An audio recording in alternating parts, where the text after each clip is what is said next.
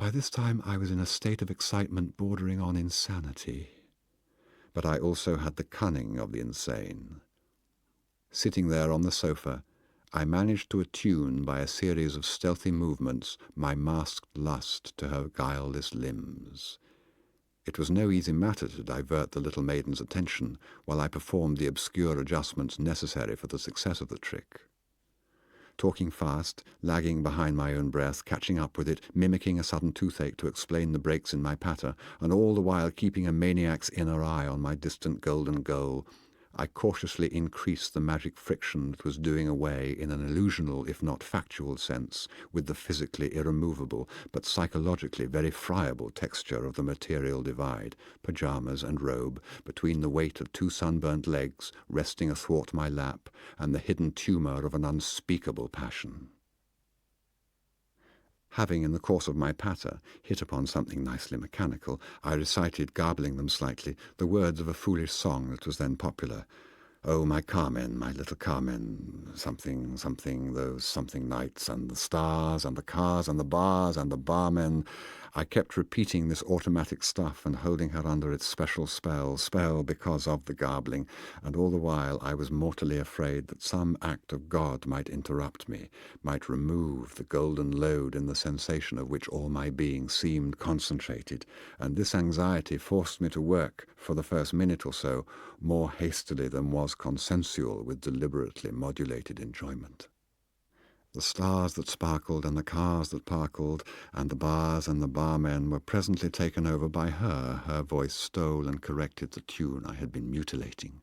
She was musical and apple-sweet. Her legs twitched a little as they lay across my live lap. I stroked them.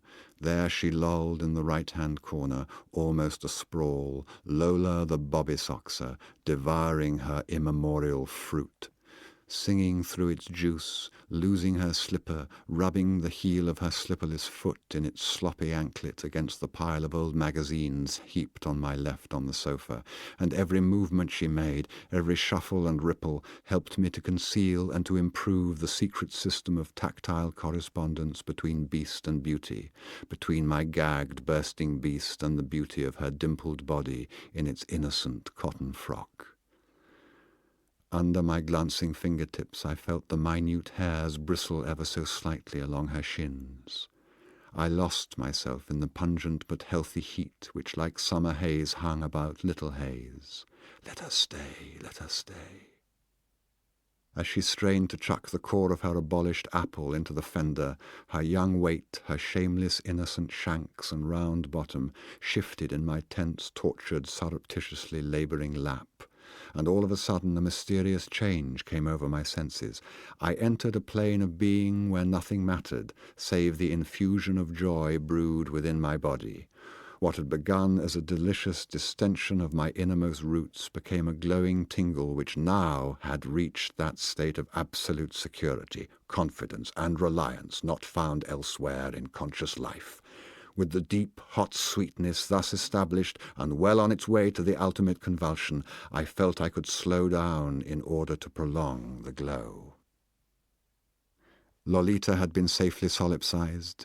The implied sun pulsated in the supplied poplars. We were fantastically and divinely alone.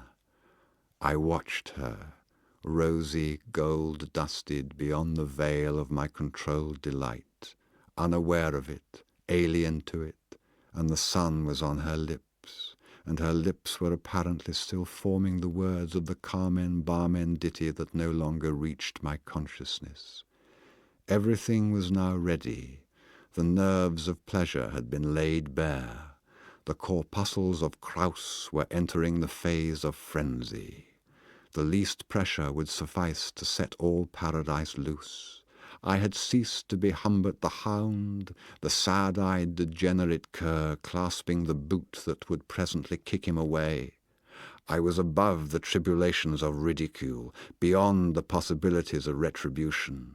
In my self-made seraglio, I was a radiant and robust Turk, deliberately, in the full consciousness of his freedom, postponing the moment of actually enjoying the youngest and frailest of his slaves.